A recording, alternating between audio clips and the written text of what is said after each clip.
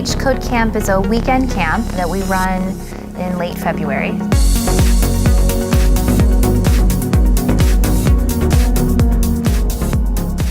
So this is the second annual Code Camp.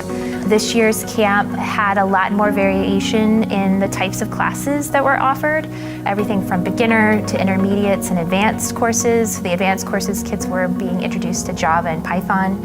And the same in the afternoon, those were all physical computing activities. So things like, Arduinos and microbits and 3D printing. You learn a lot of things that you wouldn't ever exactly know about, like programming or computers and stuff. You learn them through all the instructors telling jokes to you about them, and if you find fun in seeing that there's a problem and trying to figure out what it is, then you're gonna like knowing what Java and Python are, because that's exactly what the main thing of them is. You can know what to do, you just have to fix the problems in it.